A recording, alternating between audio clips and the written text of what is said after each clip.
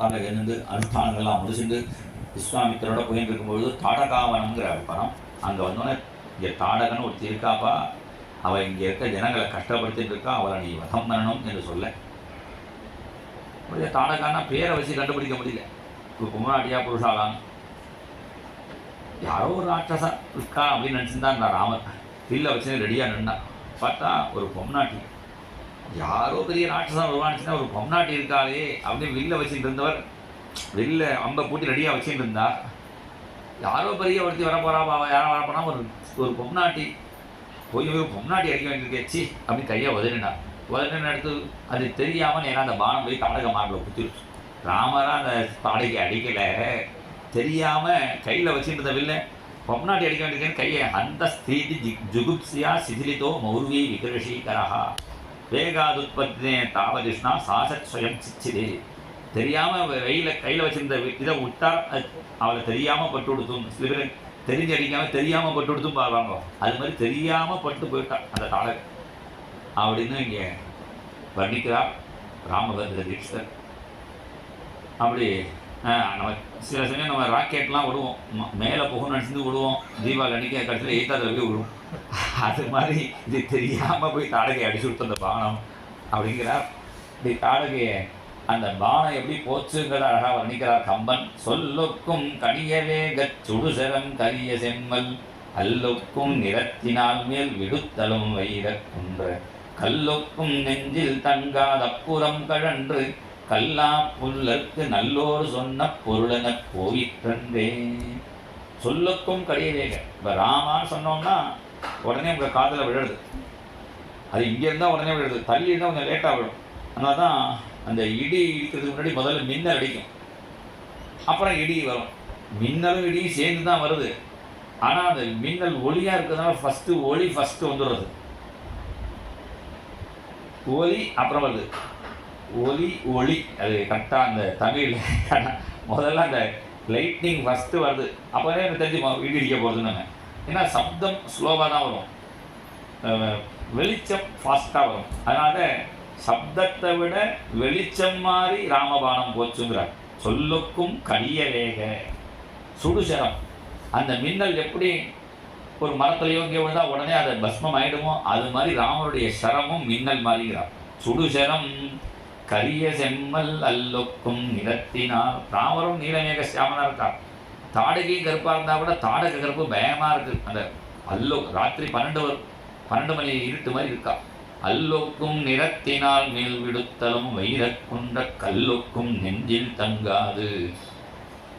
கொஞ்சமாவது ஈரப்பசை இருந்தால் தான் ராமருடைய பானம் நெஞ்சில் ஒட்டியிருக்கும். அவருடைய நெஞ்சில் ஈரப்பசையே இல்லையா. அதான் நம்மளே பிரம்மணி மாத்தான் அவன் பயன் நெஞ்சி அப்படி தொட்டுக்கிறோம், கொஞ்சமாவது ஈரப்பசை நெஞ்சில் ஈரம் படட்டுமே. அப்படி அந்த நெஞ்சில் ஈரமே இல்லாததுனால நான் வெளியே ஈரமாக தான் இல்லை, உள்ளுக்குள்ள கொஞ்சம் ஈரப்பசை வேணும்.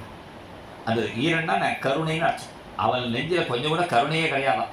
அதனால் அவளுடைய நெஞ்சில் தங்காது அப்புறம் கழன்று. அவள் நெஞ்சில் தங்காமல் பானம் ராமபானம் போயிடுத்தான். எப்படி போச்சுன்னா, சொன்ன பேச்சை கேட்காத ஒரு அசத்துக்கு எவ்வளோ உபதேசம் பண்ணினாலும் எப்படி இந்த காதில் வாங்கி இந்த காதில் விட்டுடுவானோ அது மாதிரி கல்லா புல்லருக்கு நல்லோர் சொன்ன பொருடனை போயிற்றன்றே. இங்கே குருநாதர் அண்ணா சொல்லுவார், இந்த பிரம்மா சிருஷ்டி பண்ணும்போது ஒரு மிஸ்டேக் பண்ணிட்டான்.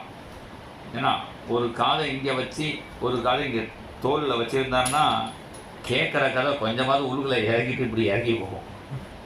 இப்போ ஏன்னா இந்த காதுக்கு நேரம் இந்த காதை வச்சதுனால சில பேர் இந்த காதில் கதையை கட்டி இந்த கதையை விட்டுடுவார். கதைக்கு பண்ணல என்ன சொன்னார் ஏதோ 2 மணி நேரம் சொன்னார், என்ன சொன்னான்னு புரியலேன்னுவார். அப்படி இல்லாமல் கொஞ்சமாவது அந்த கதை கொஞ்சம் உள்ளுக்குள்ளே இறங்கணும். மகான்களுடைய உபதேசம் நம்முடைய ஹிருதயத்தில் இறங்கணும். அதுக்கு அந்த பக்தி வேணும். பக்தியாகிய ஒரு ஈரம் நமக்கு வேணும் என்று காட்டப்படுறது. தாடகையை வதம் பண்ணி சித்தாசனத்துக்கு வந்தால் அத்திய பிரபதி ஷட்ராத்திரம், நான் 6 நாள் யாகம் பண்ண போகிறேன்ப்பா, ராட்சசாலாம் வருவா, நீ பார்த்துக்கோ என்று சொல்ல ராமர் யாகசாலை வாசலில் லக்ஷ்மணன் நிறுத்தி வச்சா வில்ல எடுத்துட்டு ஒரு ரவுண்டு அடிக்கிறார் யாகசாலையை. லக்ஷ்மணா தூங்காமல் பார்த்துக்கோ அப்படின்னு அந்த லக்ஷ்மணனை தட்டுறார். மறுபடியும் யாகசாலையை ரவுண்டு பண்ணுறார். இதை பார்த்தா அப்படி இருக்குன்னா 2 இமைகள் எப்படி கண்ணை காப்பாற்றுறதோ அது மாதிரி காப்பாற்றுறாங்க. என்னுதற்காக்க 2 3 நாள் விண்ணவர் காக்கிய முனிவன் வேள்வியை கண்ணினை காக்கின் மண்ணினை காக்கின்ற மன்னன் மைந்தர்கள் கண்ணினை காக்கின்ற இணையின் காத்தனர். அழகா வர்ணிக்கிறார். எல்லாம் உபமானம், கவிகளுடைய அந்த உபமானம் தான் அழகு. அந்த ஒரு உதாரணம் சொல்லி புரிய வைக்கிறது. இந்த மேலிமை தான் கீழே போயிட்டு போயிட்டு வருது. கீழிமை தான் லட்சுமணன் சின்னதாக இருக்கிறதுனால, மேலிமை தான் ராமர். இந்த புருவம் தான் யாகசாலை பந்தல். இந்த கேசத்தில் இருக்கிற ரோமங்கள் தான் யாகசாலையில் போட்ட தர்ப மாதிரி இருக்கு. இந்த கண்ணு உள்ளுக்குள்ள அந்த பாப்பான்னு சொல்கிறோமே, அது ஜோதி, அதுதான் அக்னி குண்டம். அந்த கண்ணை ரெண்டு இணையும் இப்படி சேர்ந்து காப்பாற்றுறதோ, நம்மளே கண்ணுக்கு தான் மருந்து போடனா கூட அதை விடாது, முடிக்கும். ஆனால் நம்ம பிடிச்சின்னு தான் அந்த மருந்தை விடணும். அப்படி ரெண்டு இமைகளும் சேர்த்து எப்படி அந்த கண்ணை காப்பாற்றுறதோ, அது மாதிரி ராமலட்சுமணர்கள் சேர்த்து இந்த யாகத்தை காப்பாற்றினார்கள். கடைசி நாளைக்கு தான் இந்த ராட்சசாலாம் இடைஞ்சல் பண்ண வருவா. ஏன்னா கடைசி நாளைக்கு இந்த பூர்ணாகுதி டயத்தில் வந்தால் தான் இவ இத்தனை நாள் பட்னி கலந்து செலவு பண்ணி எல்லாத்தையும் அடுத்தவாளை கஷ்டப்படுறதே நோக்கம் இருப்பாள். அதனால இந்த ராட்சசால் கடைசியில் இந்த பூர்ணாகுதி டயத்தில் அமேத்தியத்தை கொண்டு கொட்டலான்னு வரும்பொழுது ராமர் பந்தல் மாதிரி பானங்களை போட்டு தடுத்து நிறுத்தி சுபாகுங்கிற அந்த ராட்சசனை ஆக்னேயாஸ்திரத்தினால பொசுக்கினார். மாரீச்சனால காரியம் ஆகணும். யாருக்குன்னா ராமனுக்கு காரியம் ஆகணும்னு இல்லை, அந்த மாரீச்சனால அவள் அம்மாவுக்கு காரியம் ஆகும். இப்போ தான் மாரீச்சனுடைய அம்மா தான் தாடகையை வதம் பண்ணிவிட்டார். இன்னும் ஒரு வருடத்துக்கு மாசிகம் சோதகும்பம் அதெல்லாம் பண்ணி அம்மாவை கரையேற்றமே. ராமன் எவ்வளோ தர்மாத்மாவாக இருக்கார பாங்கோ. அவள் அம்மா கரையேறணும், அதுக்கு ஒரு வருஷம் காரியெல்லாம் வருஷாப்திக பள்ளியும் பண்ணி ஆகணும்னு கவலையினால் மாரீச்சனை விட்டு வச்சார். நீ உன் காரியத்தை பண்ணிவிட்டு அப்புறம் என் காரியம் பண்ணவான்னு அந்த மாரீச்சனுக்கு சாதாரண ஒரு அஸ்திரத்தை போட்டு, சுமாரான அஸ்திரத்தை போட்டாங்கிறார். மானவாஸ்திரங்கிறார், தெய்வாஸ்திரம் போடலையாம். ஒரு மனுஷியாஸ்திரத்தை போட்டு தள்ளி விட்டால் பாக்கி ராட்சசர்கள்லாம் வாயுவாஸ்திரத்தினால விரட்டினார். இதை பார்த்து ரிஷிகள்லாம் சந்தோஷப்பட்டார்கள். விஸ்வாமித்திர சொன்னார், ராமா இப்போ தான் சித்தாசிரமமாக ஆச்சு. இப்போ நான் வேற ஒரு யாகத்துக்கு எனக்கு பத்திரிகை வந்திருக்கு, ஜனக மகாராஜா யாகத்துக்கு நான் அங்கே போகிறேன், நீ என் கூட வரையா இல்லாட்டா ஆற்றுக்கு போகிறியான்னு கேட்டால். இது மாதிரி மகான்கள் கேட்டால் நான் ஆற்றுக்கு போகிறேன்லாம் சொல்லக்கூடாது, நீங்கள் என்ன சொல்கிறீங்களே கேட்குறேன்.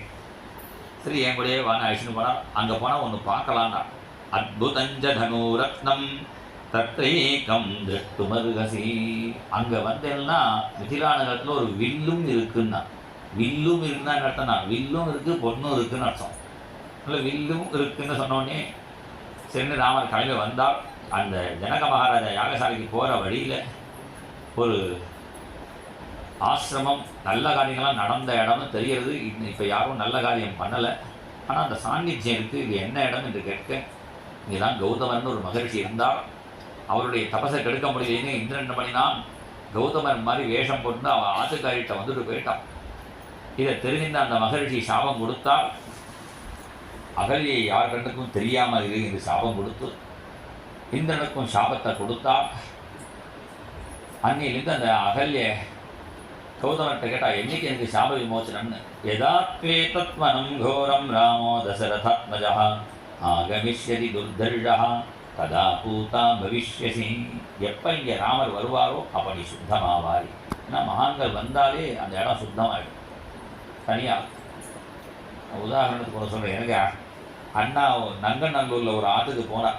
அவள் அப்போ தான் வீடு கட்டியிருக்கா, கிரகப்பிரவேசம் பண்ணலை. இப்போ தான் முதல் தடவை வரேன் அப்படின்னு. நீங்கள் தான் கிரகப்பிரவேசம் பண்ணால் அதுக்காக உங்களை கூப்பிட்டுருக்கேன். நான் என்னோட இனிமேல் புண்ணியாவதெல்லாம் பண்ண வேண்டாம்ட்டா. ஏன்னா இனிமேல் நான் புண்ணியாவதம் பண்ணேன், நான் வந்தது சரியில்லைன்னு ஆகிடும். அதனால் நான் வந்ததுனால புண்ணியாவதனம் பண்ண வேண்டாம், புண்ணியாவதனம் பண்ணாலும் அப்போ வேலை காய்களாம் பாகவதரே நம்ம கோபால் அவள் ஆற்றுக்கு. அப்படி மகான்கள் வந்தால்னாலே நீ சுத்தமாயிடுவ. இந்த ராமர் கால் பட்டது, ராமர் காலேருந்து ஒரு தூசி போய் விழுந்தது அப்படிலாம் வால்மீகி ராமாயணத்தில் இல்லை, வேறு ராமாயணத்தில் இருக்குது. வால்மீகி ராமாயண பிரகாரம் ராமர் வந்தாலே அந்த இடமே சுத்தமாயிடும். மகான்கள் இருக்கிற இடமே சுத்தம். அதனால் நீ ராமர் வந்தாலே சுத்தமாகிடுவாய் என்று சொன்னோடனே ராமர் வராரான்னு பார்த்துட்டு இருக்கார். பததி பதத்ரே விச்சலதி பத்ரே சங்கித பவதுபயானம். ஒரு பட்சி பறந்தாலோ, பததி பதத்ரே விச்சலதி பத்ரே, ஒரு இலை அசைஞ்சாலோ ஒரு கொடி அசைஞ்சாலோ ராமர் வராரா, ராமர் எப்படி இங்கே கிருஷ்ணன் வராரான்னு பார்த்துட்டு இருக்காலும் இங்கே ராமர் வராரா பார்த்துட்டு இருக்கு. இப்படி பார்த்துட்டு இருக்கும் பொழுது கரெக்டாக ராமர் வரா. ராமர் வந்த உடனேயே ஒரு காற்று அடிச்சுதான். புராணத்தில் சொல்ல அந்த காற்றுல ராம பாத தூளி கிளம்பி அகல்ய மேலே விழ அடுத்தக்ஷணம் சாபஸ்யாந்தமுபாகம்யே தேஷாம் தரிசனமாகதா. அகல்யே எல்லார் கண்ணுக்கும் தெரிகிற மாதிரி வந்துவிட்டால் அகல்யை பார்த்தோன்னே ராமர் விழுந்து நமஸ்காரம் பண்ணாராம். ஏன்னா ராமர் ரொம்ப நாளாக அம்மாவை விட்டு பிரிஞ்சு வந்துட்டாரோனோ. இப்போ அகல்யை பார்த்தோன்னே அம்மா மாதிரி இருந்து அம்மானவே விழுந்து காலில் விழுந்து நமஸ்காரம் பண்ண பதிஜக்ராக சாஜதவு, அவளும் குழந்தை மாதிரி எடுத்திருந்தாள் அப்படின்னு வர்ணிக்கிறார். இங்கே தான் அகல்யா அழகாக ஸ்தோத்திரம் பண்ணாள். ராமா, உலகத்தில் பல தெய்வங்களை பார்த்துருக்கேன், எல்லா தெய்வமும் இப்படி தான் நிற்கும். இப்படி இருக்கிறது தான் என்ன அர்த்தம்னா, என் காலில் விழு நான் உன்னை காப்பாற்றுறேன், என் காலில் விழு காப்பாற்றுறேன் தான் எல்லா தெய்வமும் சொல்லும். நீ என்னடா நான் காப்பாற்றிட்டு காலில் விழுறியப்பா, நான் உன்னை என்ன சொல்கிறது, நீ வித்தியாசமான ஒரு தெய்வமாக இருக்கேன்னு அகல்யை கொண்டாடுறாள் தாமரன்.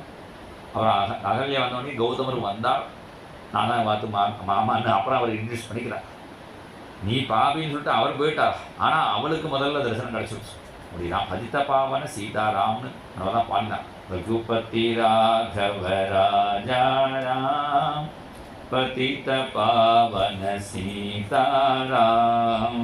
ரகுபதி ராகவ ராஜாராம் பதித்த பாவன சீதாராம். रघुपति राघव राजा राम पतित पावन सीताराम. रघुपति राघव राजा राम पतित पावन सीताराम. रघुपति राघव राजा राम पतित पावन सीताराम. रघुपति राघव राजा राम पतित पावन सीताराम. அதனால்தான் பகவானுக்கு பதித்த பாவன சீதாராம். ராமர் காப்பாற்றினான்ற ஆச்சரியம் இல்லை, இந்த ராம நாமத்தினாலேயே மிலேச்சனால் கொண்டு போகப்பட்ட ஒரு பெண்ணை சுத்தமாக்கினார் போதேந்திரால் பூரி ஜெகநாத் க்ஷேத்திரத்தில்னு சரித்திரம். இது அன்னைக்கு நடந்த சரித்திரம் தான் இன்னைக்கு போதேந்திரால் அது மாதிரி சரித்திரத்தை ராமநாமத்துடைய பெருமையை காமிச்சால்.